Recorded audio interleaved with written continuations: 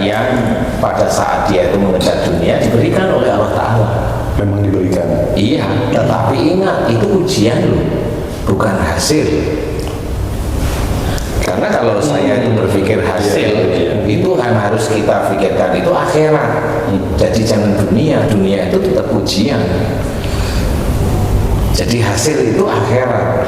Nah, pada saat seseorang itu dikabulkan oleh Allah Ta'ala tujuan dunianya, walaupun dia itu sholatnya morat-marit, dia itu dalam bekerja sombong, ujub, ria, tapi dapat dia rezekinya. Nah itu kalau dia seorang muslim, itu istijab dari Allah Ta'ala, itu istijab. Seperti sholat untuk supaya rezekinya dilancarkan. Iya. Dapatlah dia rezeki. Iya, dapatlah itu ujian. Itu ujian. Bukan hasil dari apa yang dia sholat itu kan, sholatnya dia kalau untuk itu hancur semua sholatnya. Puasanya dia hanya untuk biar dia itu lapang rezekinya, ya hancur puasanya.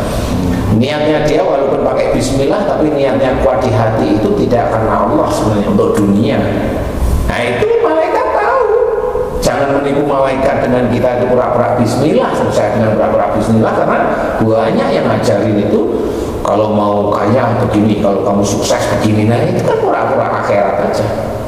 Semua antara yang kaya atau biasa rezekinya atau tidak dikabulkan, ini ujian semuanya. Ujian semua, bahwa yang kamu cari kalau dunia saja itu bukan ajaran Allah sebenarnya. Walaupun ada hasil akhirnya maksudnya. Itu ujian. Itu ujian semuanya. Jadi belum ada hasilnya. Hasilnya nanti. Kalau dijelaskan, kalau kamu itu kaya dari ini, kemudian kamu akan bilang apa? Saya ngamalin surat ini loh. Saya ngamalin ini nih, 1000 dinar. Nah kamu baca itu petunjuknya apa? Emang ada jadi kaya? Kan itu kan ada unsur tauhidnya sebenarnya. Ya, ketakwaan kepada Allah Ta'ala. Jelas ketakwaan, jadi bukan kayanya. Baca itu petunjuk. Bukan itu baca biar kaya. Lah sampai gableh ya nggak bisa, walaupun dia itu orang mana itu nggak seperti itu. Nah, orang itu percaya yang goib-goib yang seperti itu. Itu kan goib sebenarnya. Yang goib itu yang belum terjadi, dia yakini terjadi dengan membaca itu. Kalau saya enggak, saya orang muslim, saya juga percaya tentang goib, tapi yang enggak seperti itu. Goib jin itu termasuk goib, iya, bagi orang yang tidak bisa melihat. Nah, bagi yang melihatnya enggak goib. Bagi orang biasa, dia ingin punya kendaraan mewah, itu goib, nggak bisa dimiliki. Tapi ini kan gitu. Ini langsung berarti ini buat semua orang yang nonton video ini semuanya ya maksudnya. Apa yang kita punya sekarang tuh ini bukan hasil akhir maksudnya. Kenapa? Bukan hasil akhir ya. Bukan. Ini masih ujian. Ini masih ujian, sesi ujian. Hati-hati berarti. Hati-hati tiap saat. Masih ujian ini. Masih ujian. Nah, kalau manusia kan diciptakan oleh Allah kan untuk menjadi ujian bagi yang lain. Misalnya gini Bosan. Saya nih, saya punya harta banyak nih. Saya juga influencer. Ternyata Pak Haji lihat saya nih, wah lebih hartanya banyak, rumahnya bagus, mobilnya mewah. Kemudian dia mencontoh apa yang saya lakukan.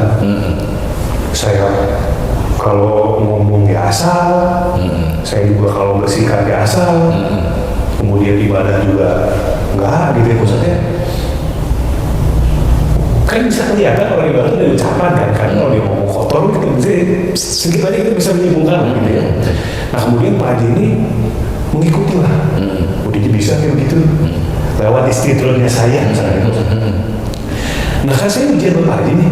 Apakah ketika Pak Haji melakukan apa yang saya lakukan, mencontoh, saya akan dapat hisab dosanya nggak maksudnya? Ya sama, kan ngajarin jelek. Tanpa itu Mas Bobinya sadar nggak kalau saya contoh? Enggak. Tanpa. Lah ngapain keluar YouTube? Gimana kan? Lah ngapain keluar di YouTube? Oh iya ya. Berarti itu mempublish ya Lah itu kan publish, itu mengajarkan. Lah itu apa itu? Lah itu kan ilmu jahat jariah nanti kan jadinya. Wah, kan begitu. Mau yang bagaimana mau dicari?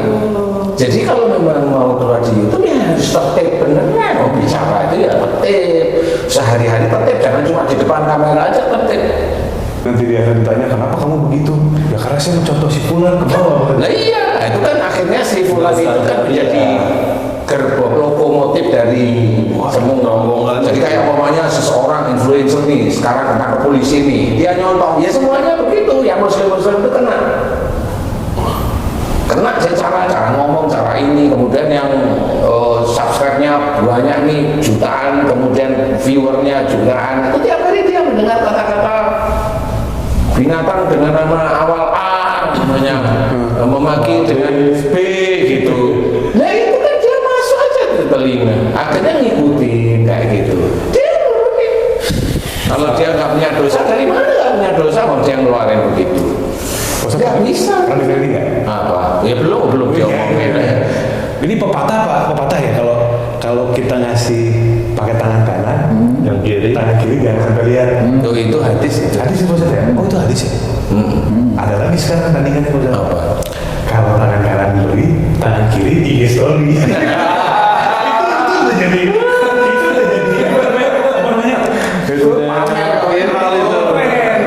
Betul, itu udah jadi Nah itulah yang namanya ujub dan ria itu sudah menjamur ini di kelasnya kita, di orang-orang muslim.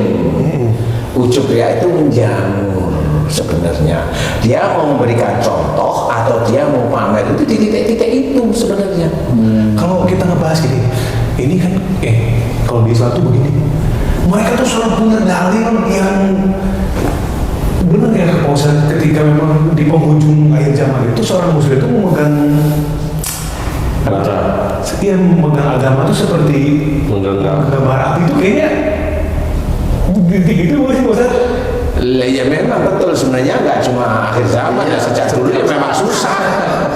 Nafsu itu susah karena mamanya seseorang nih berperang nih, dia berperang kelihatannya di jalan Allah, dia mau berjihad atau dia mau mati syahid. Orang nggak tahu di titik itu.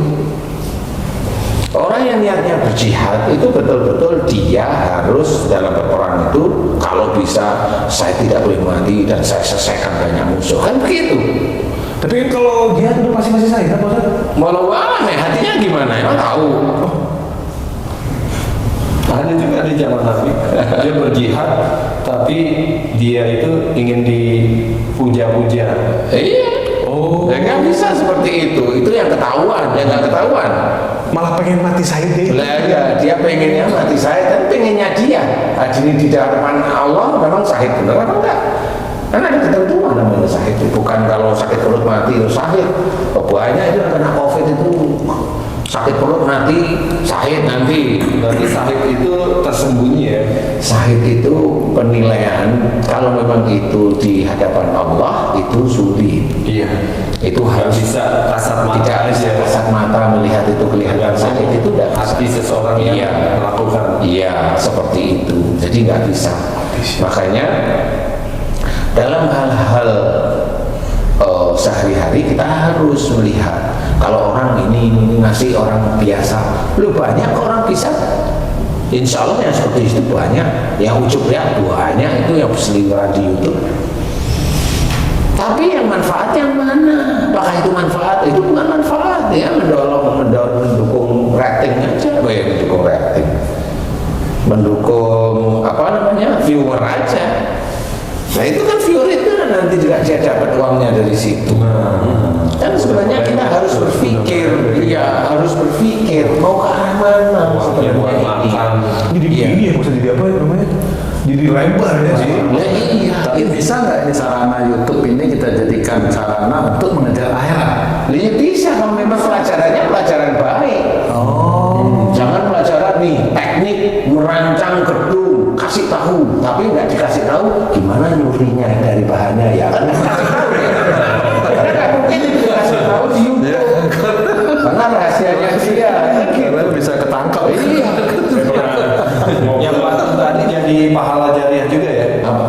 Yang tadi Yang YouTube mana? ini Bisa. dipergunakan gitu. Benar, kalau itu ada ilmu yang akan disampaikan bisa. Untuk Terus umpamanya ada YouTube nih, seorang suami selalu disuruh ini setrika, cuci lagi, itu di YouTube seperti itu ya. Bukan kasihan sama suaminya. Nanti di akhir cerita atau di ini, ya kalau si suami harus menegakkan syariat Islam, ya si istri itu kelewatan. Jadi pelajaran itu kan menjadi pelajaran. Nah, nggak boleh orang Muslim itu seperti itu, kecuali istrinya nggak punya tangan, nggak punya kaki, kan seperti itu. Gini aja deh. Nah itu boleh lah. Suaminya itu yang jalan kan gitu.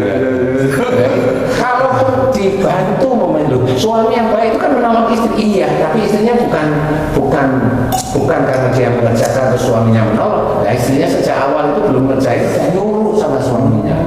Itu kan ada pelajaran nanti yang bagaimana. Bukan dramatisir itu, sebenarnya harus ada pelajaran di situ. Oke. Sehingga itu akan menjadi manfaat bagi orang lain yang melihat, bagi orang-orang Muslim itu menjadi manfaat. Kalau namanya dia itu YouTube-nya itu mengeluarkan ada kuntilanak, ada ini, mana sisi dakwahnya dari situ yang bisa menjadi pelajaran? Cerita di situ. harusnya ada. Iya, kalau memang dia mau jadi manfaat, kalau memang dia hanya cuma mendapatkan koceknya atau belajar, ya monggo dapat. Sense ya. Iya, terserah kan gitu. Sayang sekali kalau nggak ada pengantarnya. Iya. Bukan saya, kan memang orang begitu. Kan banyak pilihan Pak Haji. Kira-kira. Sama, kalau yang begitu-begitu paling mengajarinya kan sholawatan sehingga bisa muncul ini. Kalau sholawat kok bisa munculin jin, gimana sih? Bisa ini. Bukan begitu, sholawat itu harus lillahi ta'ala. Makanya kalau diinggirin sama seseorang, sholawat itu malah buat macam-macam. Sholawat itu kan doain Rasul. Kok malah untuk berperang, untuk ini kan mendoakan kita. Ketika mereka itu bersolawat terus muncul sesuatu, itu munculnya karena Ya kan dia yakin nih kalau sholawatnya itu memang untuk ilmu, bukan karena Allah, makanya muncul sesuatu. Dia baca Quran muncul pocong. Bisa. Kenapa? Ya bisa, karena pada waktu dia baca Quran niatnya bukan karena Allah, dia niatnya hanya untuk bisa wujudin itu, kemudian ngilangin sikit dan sebagainya. Bisa aja. Akhirnya dukun yang bisa menghilangkan patung, ilmunya yang bisa menghilangkan patung, ada seseorang yang dia itu Muslim yang tiba-tiba bisa mewujudkan patung. Ilmunya sama nggak dengan dukunnya? menghilangkan. Ya sama. Sama ya. Nah itu kalau dia pakai peci aja kayak kita ini, tetapi itulah yang dia itu bermain yang di luar garis agama kita. Kalau aku kan kayak orang nanya nih, Mas Bobi kenapa bisa mempelajari materi dan Pak Danu? Saya jawab, karena saya sedikit banyak dulu pernah alami, saya bilang. Contohnya tadi kan rumah saya kan kanan kiri belakang santren. Saya kan ngumpulnya berteman kan Dengan ya teman-teman yang suka begitulah. Jadi papa saya tuh punya kalender Asmaul Husna. Ada aja tulisannya harus nih, nggak usah ceritanya. Kan yang mau rezeki ya. Suka dengan kaligrafinya papa tuh. Kaligrafinya tuh yang tulisan itu di kalender itu paling bagus. Digulain nggak apa-apa, dipajang di toko. Itu percaya nggak usah. Itu pelanggan datang ke tokonya bapak tuh bukan hanya Pak Haji ini sistem manajemennya gimana? Gak ada yang hanya begitu.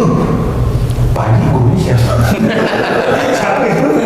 Kedua pasti mau bayarin itu tuh kalender itu. Itu mau dibayarin. Miliaran mungkin ada. Kalender Pak Ustaz. Jual aja kan beda. Gambar yang di kalender dikirain. Iya cuma kan kalau bapak kan enggak kalender ente kalender gitu. Banyak yang tidak paham, yang lillahi ta'ala itu bagaimana itu banyak sekali yang tidak paham. Seperti umpamanya kayak kita bekerja karena Allah, itu memang harus karena Allah Ta'ala beneran. Agar nanti Allah memberikan jalan kita dengan pekerjaan-pekerjaan yang bisa kita mendapatkan hasilnya. Nah, jalan itu pun diberikan oleh Allah Ta'ala. Ingat, itu ujian. Kan begitu lagi. Hadapilah ujian itu tetap dengan karena Allah juga. Kalau kita itu menghadapi ujian itu menggampangkan, nah itu sudah selesai di titik itu. Udah nanti besok belok semua. Ketika kita menggambarkan itu nafsu juga itu Ustaz. Lah iya itu kan nafsu. Oh, saya itu dapat ini gampang saya nanti begini. Lah itu kan nafsu itu. Dia lupa. Kalau dia itu ya ada jalan dari Allah Ta'ala, ada ini, lupa. Nah orang-orang seperti itu banyak.